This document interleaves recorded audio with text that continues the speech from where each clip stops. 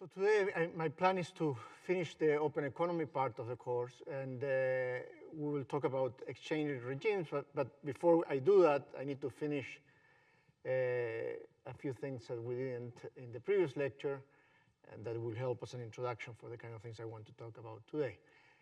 And let me start just reviewing that last slide that we discussed, which is the Mundell-Fleming model. And the Mundell-Fleming model essentially is our old IS-LM model, in which the IS is a little different because now we have a net exports term, which is a function of new things like foreign output, foreign income, and most importantly, the real exchange rate.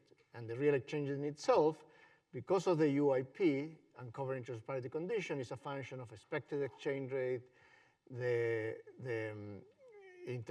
foreign interest rate, and it also gives yet another reason for why the interest rate affects domestic aggregate demand. Okay, there's the traditional investment effect of an increase in interest rate, but we also get the appreciation effect of an increase in the interest rate, which is contractionary from the point of view of aggregate demand. So, but this is like that with this extra net export term. And in this diagram, for this, we have the same interest rate here. From this diagram, which portrays the uncovered interest parity condition, we can get for any given international interest rate and expected exchange rate for next period, we can get the current exchange rate. Okay, so that was our model, and we did a few experiments here. The first one was, well, what happens if the expected exchange rate goes up? The first thing is which curves move. Well, if the expected exchange rate goes up, then I know that for any given interest rate, the current exchange rate will go up.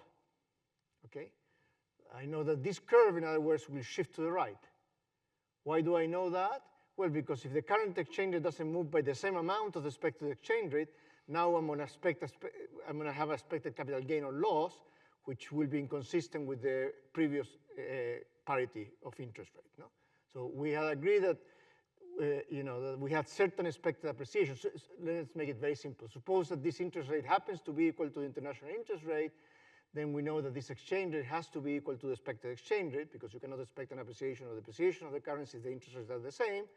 But if now the expected exchange rate in the next period goes up, and if the exchange rate today doesn't move, that would mean that you expect also an appreciation of the currency, and which means that investing in domestic bonds would give you a higher return, because the same interest rate plus expected appreciation. So we know that the uncovered interest parity condition will move to the right, as a result of the increase in expected exchange rate.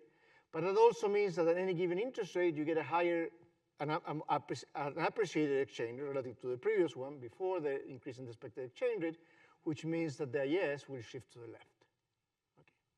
So if the expected exchange rate goes up, that leads to an appreciation, and that leads to contraction in aggregate demand. Okay, good. Next experiment was, well, what happens if foreign output comes down? Well, if foreign output comes down, then that has nothing to do with the interest parity condition. It doesn't show up in this expression. But it does shift this, because it reduces our exports for any given level of interest rate and output, and so the IS shifts to the left. So that's contraction. That's a way you import a recession from the rest of the world. Okay? As I said before, people around Asia and Latin America are very, very worried about the Chinese. Actually, the Europeans as well, because Germany exports a lot to China, are very worried about contractions in China and so on, because through that channel is contractionary as well. Now we're in the other part of the cycle, because China is reopening, and that sort of gives lots of hope to Europe and so on. And that's one of the reasons why the euro has appreciated vis-a-vis the dollar recently. Okay. And then the last experiment that I don't remember whether we finished or not, I think I said it very quickly, is, well, what happens if the international interest rate goes up? What moves? Well, the first thing that will move is this. This was a parameter, okay? So what do I know? That if I keep the interest rate constant and the international interest rate went up, what has to happen to the exchange, and the expected exchange rate hasn't changed, what has to happen to the exchange rate today to be indifferent between the two things, the two bonds? So it is an experiment. Suppose we're at any domestic interest rate, we don't touch that. Now I increase international interest rate, and I say the expected exchange rate is the same as it used to be. What has to happen to the current exchange rate in order to be indifferent between investing in the US bond or the foreign bond? Exactly, it has to depreciate. Why? That's correct, but why is it that you need that the exchange rate falls today in order to restore, to have the interest parity condition holding? Okay, so remember what happened is that you had the same interest rate and now the international interest rate went up. That means if nothing moves, now you you were indifferent before, now you would prefer to invest in the international bond. If I don't change the US rate, then I have to compensate you by some other mean. The only way I can compensate you in this model, the only thing is endogenous, is by an expected appreciation of the exchange rate, because that would give you a capital gain from holding the bond, the US bond, a currency capital gain. Now, since the expected exchange rate is given, the only way I can give you that is depreciating the currency today, so then you can expect an appreciation tomorrow, from today to tomorrow. Okay, that's the mechanism. Okay, so that means that this curve here will shift to the right. Okay, for any given interest rate, you need sorry, to the left. For any given, I made that mistake in the previous lecture as well. So for any given level interest rate, this curve will have to move to the left. Okay, so if the interest rate doesn't change and international interest rate is up, you need an exchange rate today that is lower than it used to be, so you can expect an appreciation from now to the next period. Okay, so that's what moves to the left. Now, what happens? What else moves in that case? And remember when I'm asking the question, what else moves?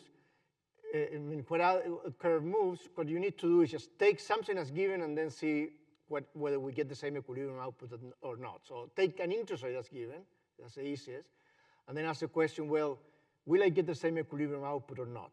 If I get the same equilibrium output, that means that yes hasn't moved. But if I get a different equilibrium output, it means that yes has moved, because for the same interest rate, I'm getting a different equilibrium output. So what happens in this case? Does the yes move or not when I star goes up?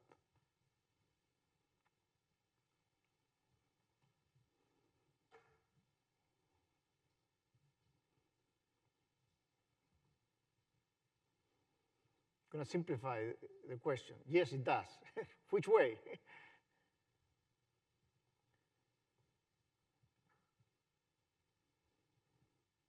Will I get more or less output when the international interest rate goes up? And I'm taking, look, the kind of things I'm taking as given. I'm also taking as given international output. So I'm not moving Y star. I'm not moving expected exchange rate. And I'm asking the question, is the domestic central bank, the Fed in the case of the US, does not change the interest rate, what happens to equilibrium output? Does it go down or up? If the international interest rate goes up, the domestic interest rate does not, what has to happen to the exchange rate? You answered it before. It has to go down. That means it has to depreciate. What happens to net exports when the exchange rate depreciates? What does it mean that the exchange rate depreciates? Especially if we have, in this case, we have the price is completely fixed. So now if the nominal exchange rate depreciates, it means that the real exchange rate depreciates. What does that mean? What got cheaper? Okay, you need a lot to study for the quiz. Domestic goods are cheaper, so that means that equivalently foreign goods got more expensive. That means for any given level of domestic interest rate, now there will be less imports and more exports. That means net exports will be more, which means the IS will shift to the right. Okay.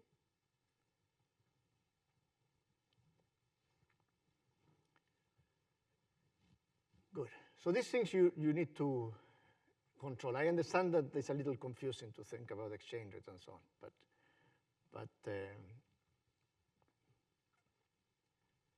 so anything that happens here with exchange rate is just a relative price. The more expensive are your goods, the harder it will be to sell them.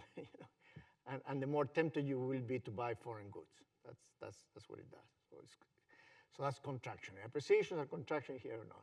Here the story is a little different. It's all about equalizing expected returns. So you need to have a movement in the exchange rate today so that you are always indifferent between investing in one side or the other. It's about the return, the expected exchange in the exchange rate. So, okay, good. Okay, I gather it's a little unclear, but we'll keep trying. Is there anything particularly unclear? Or it's all a blur? Okay, got it.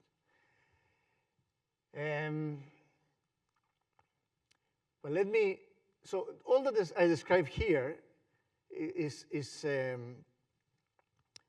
allowing the exchange rate to move. We're saying, look, if we move something, or the foreigners move something, then we ask the question, well, what does the exchange rate has to do today here? Okay, and typically when that's done, we call those regimes floating exchange rate systems, meaning the exchange rate can float, can move around. As interest rates in different parts of the world change, then the exchange rate moves around, okay? We typically call that flexible exchange rate. I think the distinction is a lot harder to make in practice, but for reasons I'll explain later, but that's what is meant as a floating exchange rate system, one in which really you're doing each country is doing its own policies and so on, and the exchange rate does what it needs to do, so the financial market's clear. Many countries, however, do something which is the polar opposite of that, which is called a fixed exchange rate regime, okay? So some countries really peg their currencies to a major currency. An extreme case is the Eurozone, where they give up their individual currencies and they have a common currency, okay? So Germany and Italy have a ultra peg exchange rate because they have the same currency, okay? Now, most of the times fixed exchange rates are a little weaker than that. For example, the Hong Kong dollar has been pegged to the dollar for a long time, for the US dollar for a long time, okay? And I'll show you a few others. Many countries go through some phase where they try to peg the currency, and it typically fails at some point, but they have periods in which the currency is pegged. But so suppose that you have a peg exchange rate. Let me show you some features of it. Suppose you are in a peg or a fixed exchange rate regime pegged to another currency, and suppose it's credible. That's a big issue with fixed exchange rate, but suppose it's credible. There are some countries that have credible fixed exchange rates. Well, if you have a fixed exchange rate with respect to some other currency, and it's credible, then you know that the expected exchange rate is equal to exchange rate and equal to a constant. That's what it means to have a fixed exchange rate, okay? It's constant. But if this is constant, it means you never can expect an appreciation or depreciation because it's constant, it's fixed. And if you can't expect an appreciation or depreciation, the uncovered interest parity condition tells you that, you know, what does it tell you? That your interest rate has to be the same as the foreign interest rate. Why? What would happen in a credible peg, in a credible fixed exchange rate, if the domestic interest rate is higher than the international, or than the currency, the interest rate of the country you're pegging to?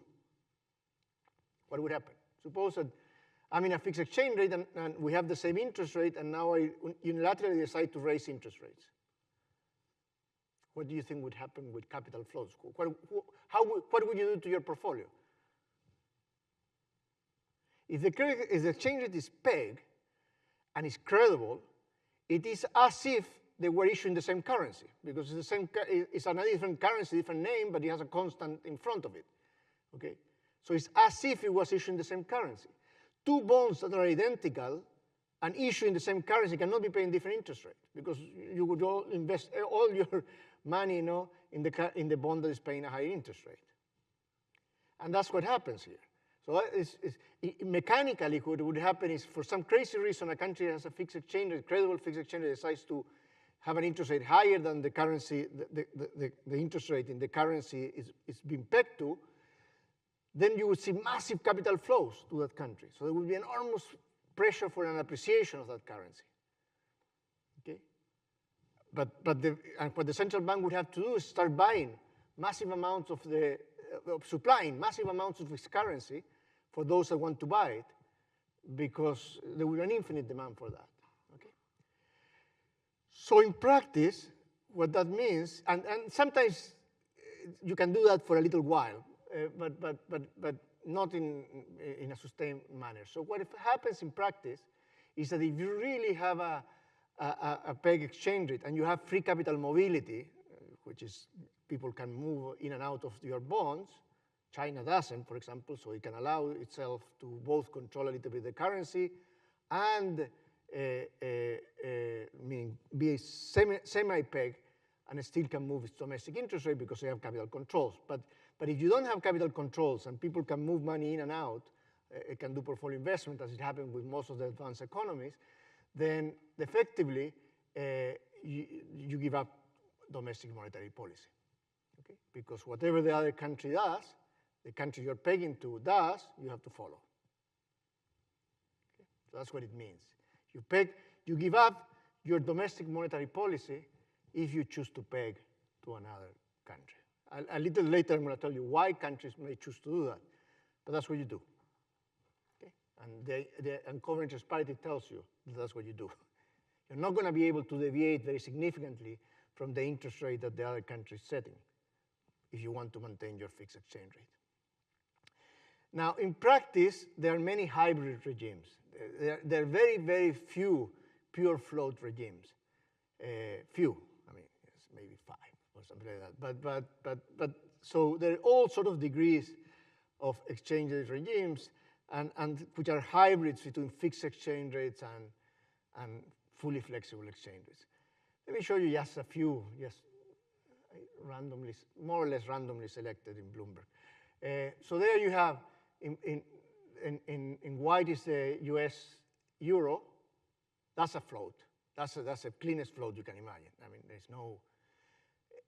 Then another, which is a very clean float, is the dollar yen, Japanese yen. Now, that's a currency that freely float. But if there is a major dislocation, central banks do intervene to money. So it means in normal circumstances, they float. And the same is true with the euro. But if there's big dislocation, some major bank collapses or something like that, then there are major dislocations in financial markets. They become very segmented. Arbitrage is not that easy and so on. Then central banks intervene. But for the normal business cycle and so on, they do not. They do not intervene in the currency market. They intervene in different ways, and that's the reason I'll get there. And the other one is the pound, the US dollar versus the British pound. Then it's also, that's a pure float. These are also pure float. This is the US versus the Aussie dollar,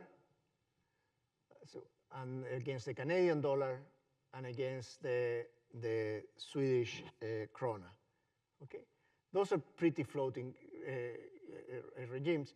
They are a little different from the previous ones I show you, because these are currencies that are much more prone to sell off during risk-off environments. And that's the reason you see these spikes here, okay? This was COVID, biggest spike. You didn't see it in the dollar, euro, and so on and so forth. So these are currencies that are free floaters, but they're very exposed to the risk environment in the market. But they're free floaters. The Swedes are a little bit more independent-minded, but they do control a bit more the currency, but it's still, I consider those free floaters. These are currencies that are a little different. This is the Brazilian real. The ZAR is the South African rand. And this is the Colombian peso. And you see several things here. They do move, so they have a big component of flexible exchange rate. They do intervene a lot more, though, because they are exposed to much more risk-off type environment and so on, and they need to intervene fairly frequently to control movements in the exchange rate. But you also see a trend in these things. So their currencies are becoming chronically weaker relative to the dollar. And the reason for that is because there are countries that have higher inflation. So if you want to maintain the real exchange rate constant and you have higher inflation than the other country, then your nominal exchange rate has to be depreciating, okay? Because your prices are rising at a faster pace than the other one. Well, if the exchange rate was not depreciating on average, then it would mean that you would be becoming more and more expensive, okay? So that's the reason countries that have higher inflation, they tend to have these trends as well, okay? But it's still fairly floating. Here, these are all currencies that are, to a different degree, targeted, in the sense that they're contained in terms of, they're not free to float at will. The scale here will mislead you. If I had put it in the same scale as the euro dollar or the euro yen, and the dollar yen or the euro yen as well, then these things would have been looked very small. Okay, so I should have put a real floater there, so you would have seen that these guys are moving a lot less. And these are different kind of countries. This is the Hong Kong dollar that, for all practical purposes, peg. Okay, these little wiggles is just technical things that happen overnight and stuff like that, but they're pegged to the dollar. Okay, so the Hong Kong dollar is pegged to the dollar. That means they really don't have independent monetary policy relative to the U.S. vis-a-vis the U.S. This is the CNH. This is the Chinese renminbi, and it's a currency, again, I should have put it with a floater, real floater there. It's a lot more control, okay? So it moves around, but in a much tighter range. And they are thinking about the exchange rate when part of their policy programs and so on, the exchange rate is something they're thinking about. This one here, the blue one, is an interesting one. That's the Singaporean dollar, okay? And the Singaporean dollar, they have a very interesting regime. They have a target zone, meaning they let the exchange rate move within a range only. But it's not pegged against a single currency, it's pegged against a basket of currencies. Okay, and the recipe is secret. So everyone is always guessing what they're doing and so on. They do change the weights a little bit to keep the markets confused, but the currency is very stable. We all understand it's a weighted average of the euro, the renminbi, and the dollar. But they don't disclose exactly the thing, but you can filter out what they're doing, and they keep things in a range, and they occasionally change the slope of that range. But it's very regulated in that country. And in fact, they state their monetary policy in terms of the effects. They say, that's our policy. Interest rate is whatever it needs to be so the exchange rate remains in that range. That's the way they state the monetary policy. They don't even think about it. So I let the markets determine the interest rate, we determine the exchange rate here in that range. And it's a narrow range. Again, I should have put a real floater that you would have seen that. Okay, so the point is that everything goes. There are all sort of arrangements happening around the world. These are different kind of currencies. This is the Turkish lira, okay, and the Argentinian peso. I think through this sample as has been called peso, since they have this very high inflation, they keep changing the name of the currency and so on, because you have to remove zeros from things. So, but I think through all that period, it's still the Argentinian peso. And so, I mean, look at the scale, no? So you cannot see it, but all these two countries are all the time fighting against the exchange rate. In fact, Argentina today has like 5 different exchange rates. There is the official exchange rate, there is the blue exchange rate, there is the purple exchange rate, there are all sorts of things. You should never pay with a credit card if you go to Argentina, if you do tourism, because you don't want to pay the official exchange rate. You can get 3 times that in the blue market. They'll call it the black market. Since everyone does it, I think blue is fine. But so there are all sorts of exchange rates. But still, this is the official one. And even the official one, you see, sort of has completely exploded. The Turkish lira looks pretty good here just because I put it next to the Argentinian peso. Otherwise, it also would look pretty bad. Okay, But most of these countries are all the time paying the exchange rate because they use that to stabilize inflation. The whole thing breaks up, and then boom, they go through big spikes. You see this what's happening. They're trying to stabilize. There you see that they're trying to stabilize the currency. They're not floating there in that range. And they were a little successful, and that happens all the time to them. Okay? And now, obviously, I mean, look at this, the size of this. This is an appreciation of the dollar, so it's a depreciation of the Argentinian peso. What do you think is happening here? It looks very smooth, by the way. It's not that it's moving around, it's just what do you think is happening?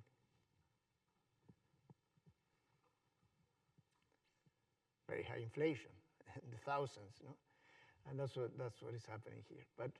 But again, this is a hybrid system. They try to stabilize frequently the exchange rate, the thing goes, and then they stabilize it again, and so on and so forth. But you can't fight just having much higher inflation than the rest of the world. You have higher inflation, then there's no way around that your currency is going to depreciate. They try to, but they can't. Anyways, so let me go back to this model and think a little bit more about the decision to have one kind of exchange or the other one, and therefore everything that goes in between. So remember, just to remind you, that's the model we have. So let me think about policy first, and then let's think how do you deal with policy in the different exchange regimes, and then we'll see why would countries would do one thing or the other. So suppose a country is in a recession. We're in this model, and suppose that we are in the flexible exchange rate regime. So what should the fiscal policy do? Suppose you're in a recession. What should fiscal policy do? There's nothing unique of closed economy here. In open economy. In closed economy, you would have given me the same answer. If you're in a recession, what will you do with fiscal policy? Have expansionary fiscal policy, increase G. So that means you move the yes to the right. Boom. Nothing changes in the open economy. You'll keep doing that. The only thing that you get is a little smaller multiplier because part of that will go to imports. But still, it moves you in the right direction, okay? And yes, countries rely on other countries doing also their own expansionary fiscal policy. But suppose we're talking about a recession that is unique to this country. Then you're going to do an expansionary fiscal policy. What would the central bank do in closed economy? What? Drop interest rate. Well, in open economy, that's the same. You just drop the interest rate. It turns out that will depreciate your currency, which will help you as well. So it's very expansionary because of that, because your currency depreciates, so net export goes up as a result of that. So you get the investment kick, you lose a little bit because part of it goes to imports, but then you also get the effect of net exports that come from the exchange rate, okay? So monetary policy is a great policy in open economy because it gets reinforced by the exchange rate. It's even better than fiscal other things equal when you compare the two. The two policies lost power relative to the closed economy because the multiplier is smaller. But the difference is that the interest rate policy gets the extra kick that comes from the depreciation of the currency. Okay, so it's a very powerful tool. Okay, so that's what you do if you have a flexible exchange rate. And that's what countries do in practice when they are free floaters. Suppose you have a fixed exchange rate regime, okay? So, and it's a credible fixed exchange rate regime. Then I ask you again the question, what kind of fiscal policy would you run in that country? The same, expansionary, that's what you would do. And it's effective, as it was in closed economy, a little less because the multiplier is a little less. That's it. But no difference in the analysis. In fact, fiscal policy has exactly the same effect as fiscal policy in the flexible exchange rate in this case because I haven't moved the exchange rate in any event, in either of the two cases. Okay? What should the central bank do? That's a tricky question.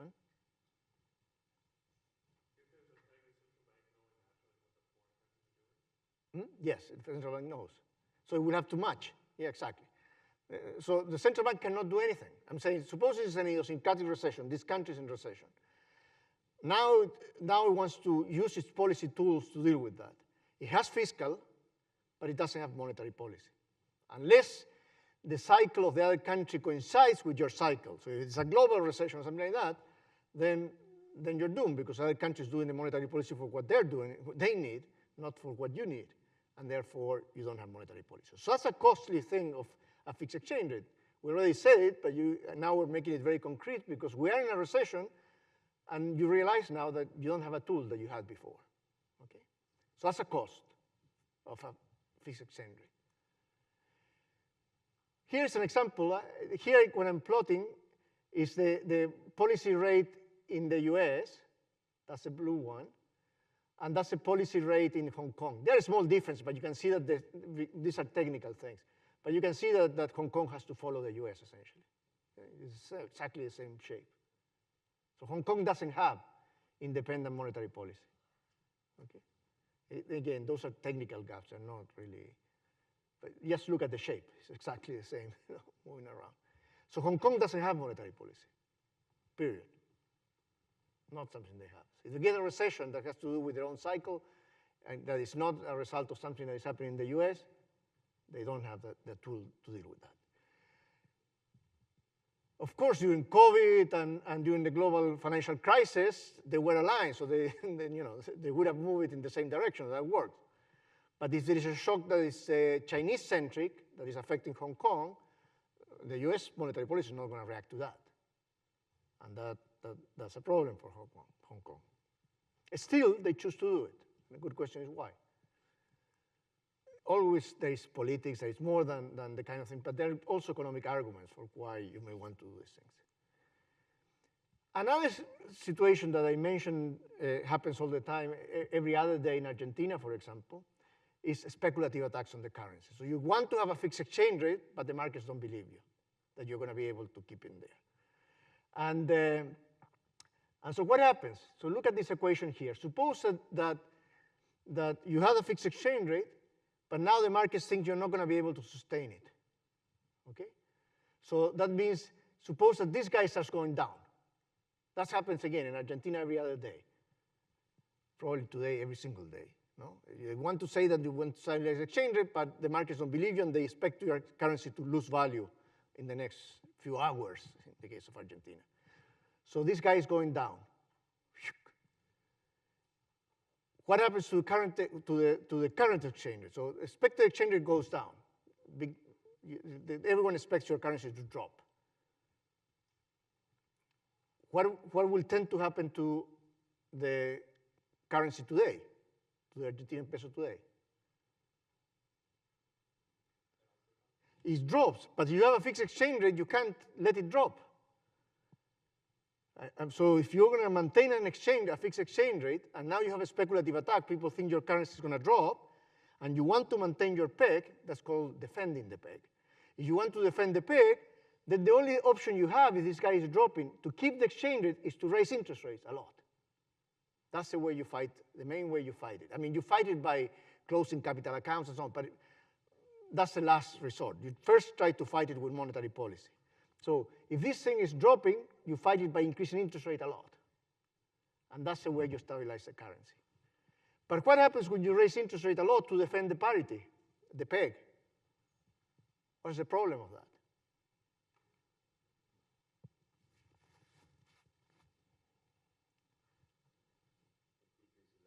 Yeah, you generate a domestic recession, okay? Because just to defend your currency, your peg, you had to raise interest rate a lot. No? So it means you're going to have a recession at home. Okay? So that's another problem of fixed exchange. It's a problem, that's not a problem for Hong Kong. It was in 1997. They did have a speculative attack, despite the fact that they had twice the number of reserves relative to their money base, but still they had a speculative attack. But it rarely happens in Hong Kong. In Argentina, again, every other day, but same in Turkey. In Turkey, it's every 15 days, but it's happening all the time. Okay? So that's a problem as well, because if you have to spend a lot of energy defending your peg, then you're going to be causing lots of recessions at home just to stabilize the currency, okay? That's bigger economies. Say, well, okay, well, Argentina, Turkey, and so on, no? But these are bigger boys, no? Here we have this is the ERM crisis. So before the euro, more or less the Eurozone plus the UK had a system called the ERM. EMS, ERM, ERM is the, well, anyway. EMS is European Monetary System, ERM is exchange rates mechanism or something like that, and they're both linked. But let's call it the European Monetary System. And the basic idea of the European Monetary System was that they behave very much like Singapore with respect to each other, meaning they allow themselves to move around, but only in narrow bands. The countries that have the more stable domestic monetary position, like France vis-a-vis Germany, the Deutschmark, and the French franc, what they had is bands of 2.5% up and down, and they move within those ranges. They didn't have a full peg, but they allowed themselves to move a little bit. Portugal, which was had a little less discipline, they had 5% for each side and stuff like that. But the point is, they would have narrow bands, okay? And they move around in those narrow bands, and they kept it for quite a while before the euro. Now, here, the whole system came under a speculative attack. What happened around there? You probably have no idea. Maybe like the end of the Cold War? Well, it's really linked to that, yes. Yeah, it's the German reunification. So what happened is when East Germany and West Germany unify, they had to have a massive fiscal policy, mass expansionary fiscal policy. And that big expansion put lots of upward pressure on German interest rates. And that led to big appreciations of the Deutschmark. And the other countries tried to fight it because they had to be in this very narrow band. But they were experiencing these big speculative attacks. And so they had to raise the interest rate enormously. The UK tried to do it for a while, and essentially, we give up. And then they abandoned the system. The French tried to stay in there for quite a bit. Okay, you can see the French franc. They didn't move. But it was extremely costly for them because the interest rate has to go up a lot, and sort of they got into a big recession and so on. Eventually, the whole system broke down. I mean, everyone left. And eventually, they rejoined, but now in the euro. And the euro is a little different because in the euro, you give up, there's no space for speculative attacks because it's a single currency, okay? So that's the most extreme form. Speculative attacks nowadays in Europe happen through different means. Well, anyways, let me not get into that for now. But here you have, so I'm saying having a fixed exchange rate is not easy, even for countries that have sort of very well-developed financial markets and so on and so forth. Now, it would seem, given all that I said, that, I mean, there's no reason to have a fixed exchange rate. It's something you give up an instrument, and on top of that, you're subject to speculative attacks all the time, okay?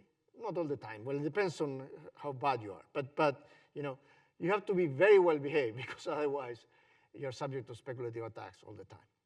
So why not do flexible exchange rate? What is wrong with flexible exchange rate? Well, I think the main problem of flexible exchange rate is that it tends to move a lot. I mean, we know that it moves a lot more than fundamentals, meaning, you know, productivity is a little higher in one country than the other, demand is a little higher in the other country, but the exchange rate moves a lot more than those little differences justify.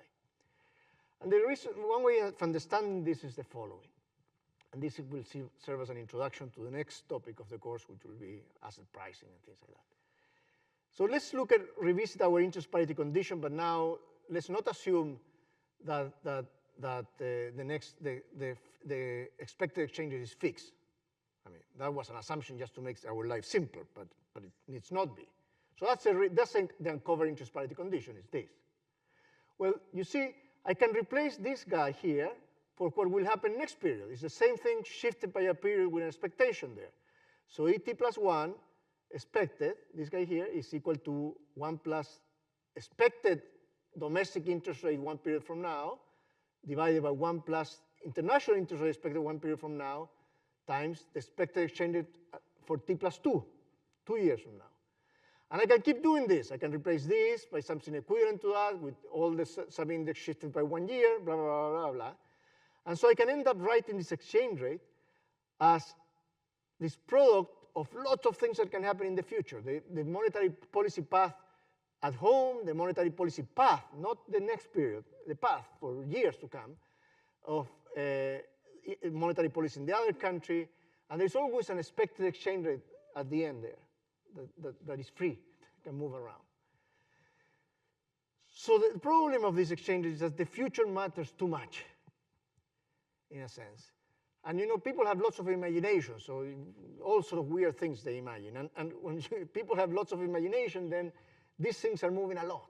And that's the reason you see enormous fluctuations in nominal exchange rate. Now, and that's a problem. It's a problem to have a very volatile exchange rate because it makes transactions more difficult. I mean, you know, if the price of things, relative price of things are changing all the time, it's a little bit more difficult to plan. Financial investments become more because you get all this exchange rate volatility in between.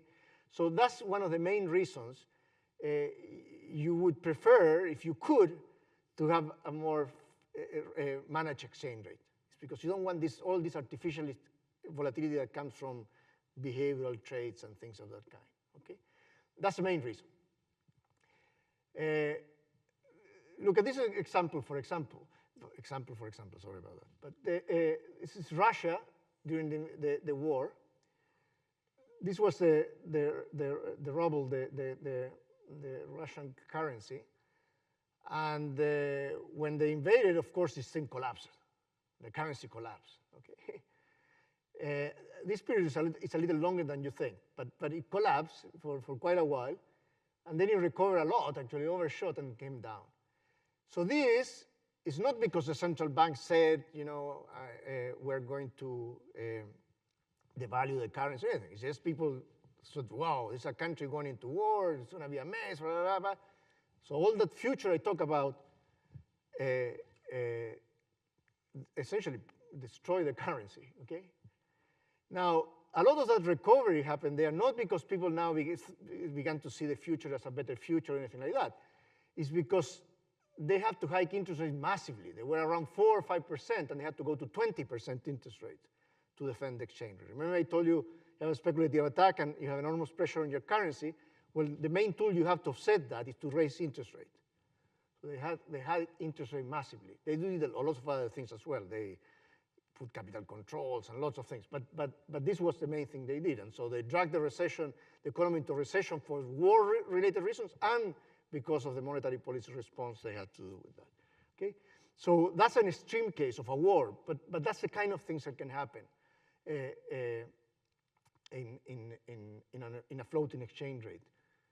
Even when, I mean, the main constraint in Argentina and Turkey and so on is reserves. They don't have enough reserves. So if you have to defend your currency by intervening in the FX market, if you don't have enough, then you're not credible. I mean, you know, if you have massive capital outflows and you have a few $1 billion there, it's not going to work. That's not the case of Russia. They had massive amount of reserves. So that was not the issue. It was all about expectations of things that happen in the future. It was all about these kind of terms. Okay. Anyway, so that added to the cost they had. So, so how do we choose these things then in practice? Again, there are lots of things, and politics play a role and so on. But there's a case, so again, I would put it even the other way around. I think that if you could, you would like to have a fixed exchange rate. If you could, you would like to have a fixed exchange rate because then you remove all this spurious noise that happens every single day because of exchange rate volatility that complicates your life. But so when can you do that?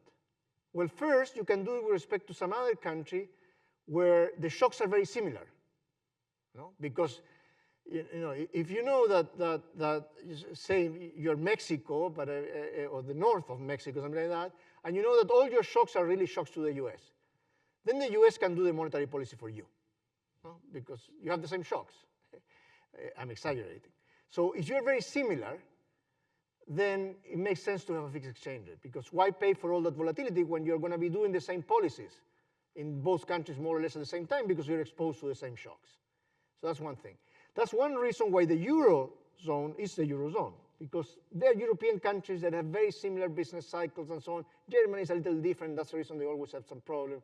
I mean, the North and the South, they're a little different. But they're much more similar than other countries. So that's what they have want. Another option is when you have lots of fiscal capacity. Because if you have lots of fiscal capacity, then the cost of not having monetary policy is not that large, because you can fight your business cycle with fiscal policy. That's the case of Hong Kong, for example. Hong Kong, first of all, is not subject to speculative debt because they have massive amount of reserves. So anyone that dares attacking them is going to lose their shirt. So they're safe. Soros tried many years back, and he didn't do as well as he did attacking the British pound. But they also have lots of fiscal resources, so they can fight their domestic recessions and so on with fiscal policy. The other factor, which also applies to Hong Kong, if you have very flexible factor markets, so if wages move very easily, if prices move very easily domestically, then you don't care about having a fixed nominal exchange rate, because a fixed nominal exchange rate is not the same as a fixed real exchange rate, which is what you really need to move around. If your prices are flexible, doesn't matter that the nominal exchange doesn't move, because the prices are moving around. And so you still have lots of flexibility in the real exchange rate. And that's the reason I would say is one of the reasons, political reasons as well, but why they can afford it. Why I think in the case of Hong Kong, it's the other way around. There were some political reasons, and then they build a system so that it's a coherent system, because they have lots of fiscal capacity, can defend the currency well, and they have very flexible market.